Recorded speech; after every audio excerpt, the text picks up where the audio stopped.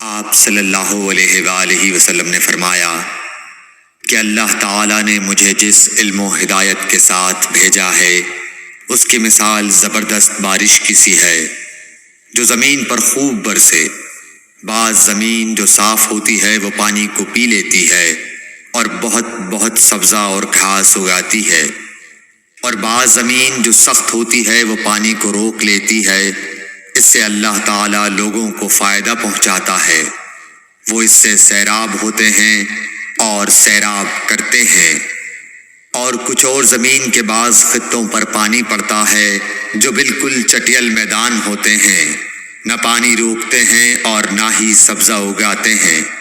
تو یہ اس شخص کی مثال ہے جو دین میں سمجھ پیدا کرے اور نفع دے، اس کو وہ چیز جس کے ساتھ میں مبعوث کیا گیا ہوں اس نے علم دین سیکھا اور سکھایا۔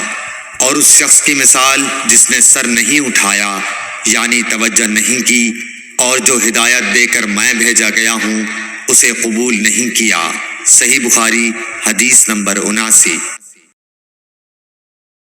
رسول اللہ صلی اللہ علیہ وسلم نے فرمایا، علامت قیامت میں سے یہ ہے کہ دینی علم اٹھ جائے گا اور جہل ہی جہل ظاہر ہو جائے گا، اور اعلانیہ شراب پی جائے گی اور زنا پھیل جائے گا۔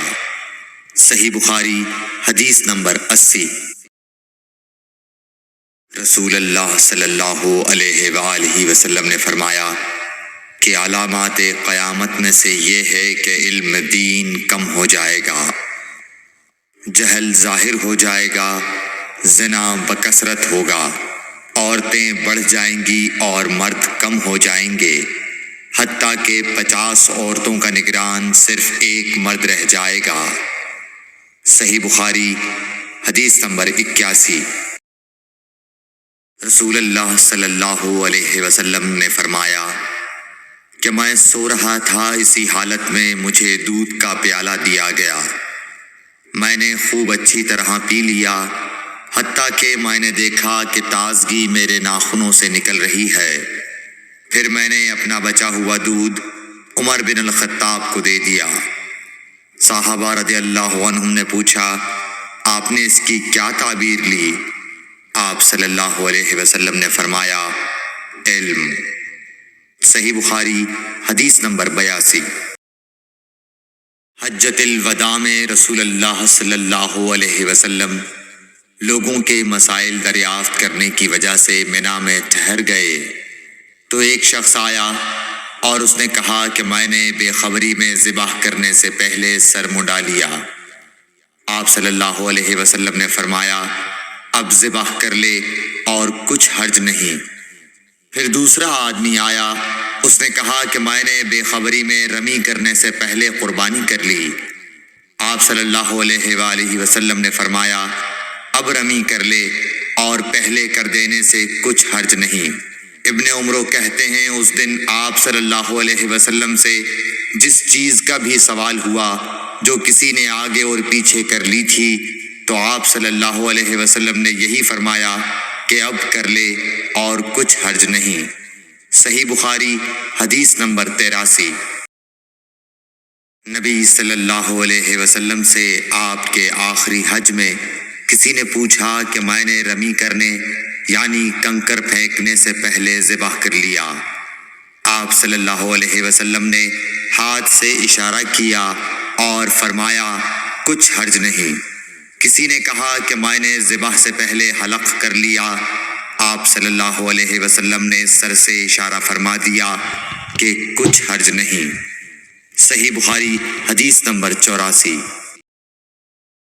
آپ صلی اللہ علیہ وسلم نے فرمایا کہ ایک وقت ایسا آئے گا کہ جب علم اٹھا لیا جائے گا، جہالت اور فتنے پھیل جائیں گے اور حرج بڑھ جائے گا۔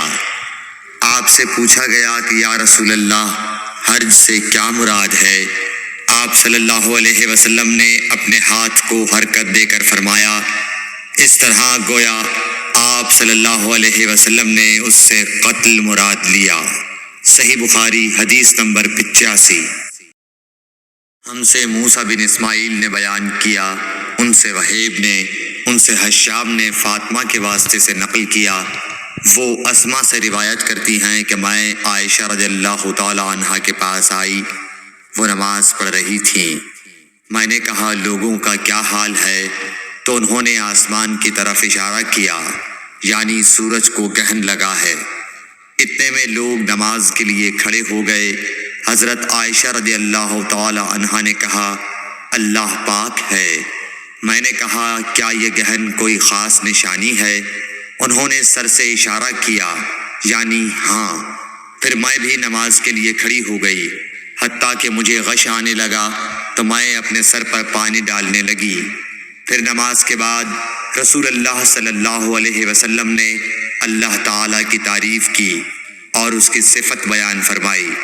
پھر فرمایا جو چیز مجھے پہلے دکھلائی نہیں گئی تھی آج وہ سب اس جگہ میں نے دیکھ لی، یہاں تک کہ جنت اور دوزخ کو بھی دیکھ لیا، اور مجھ پر یہ وحی کی گئی کہ تم اپنی قبروں میں آزمائے جاؤ گے۔